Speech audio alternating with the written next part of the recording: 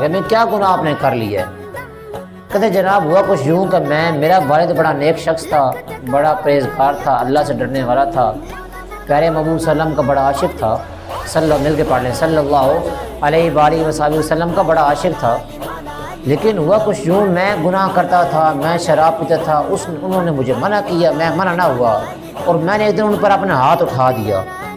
بس میں نے ان پر ہاتھ کیا اٹھانا تو لوگوں نے مجھے بد دعا، وہ مکہ شریف آئے اور کعبہ شریف حاضر ہو کر اللہ پاک سے میرے خلاف دعا کر دی۔ جب میرے خلاف اللہ پاک کی بارگاہ میں دعا ہے تو اللہ پاک نے جس ہاتھ سے میں تھپڑ مارا ہے نا، تو میرا یہ سارا حصہ اللہ پاک نے پر فارغ مسلط فرما دیا، اور اب میں گھسٹ کر چل رہا ہوں۔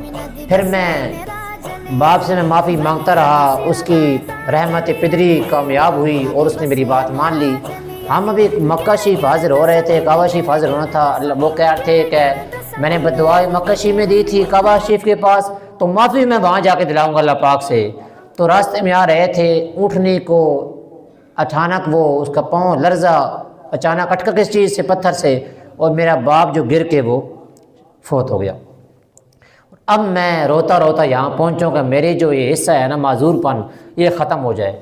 مولا علی شیر خدا کرم اللہ وجہ الکریم جب اس کی اتنی دستانِ غم سنی تو آپ کو بڑا رحم آیا، فرمایا اے شخص اگر واقعی تیرا باپ تجھ سے راضی ہونے والا تھا اور یہاں وہ آ رہا تھا تو اطمینان رکھو، یقین رکھو، میں اللہ پاک سے دعا کرتا ہوں اللہ پاک تمہیں شفا یابی نصیب فرما دے گا۔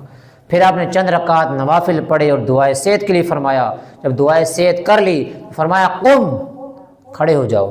جب آپ نے قم فرمایا تو وہ شخص کھڑا ہو گیا، اس کے وہ جو فرائض تھا وہ مکمل کا مکمل ختم ہو گیا۔ کیوں نہ مشکل کشا کہوں تم کو، کیوں نہ مشکل کشا کہوں تم کو، تم نے بگڑی میری بنائی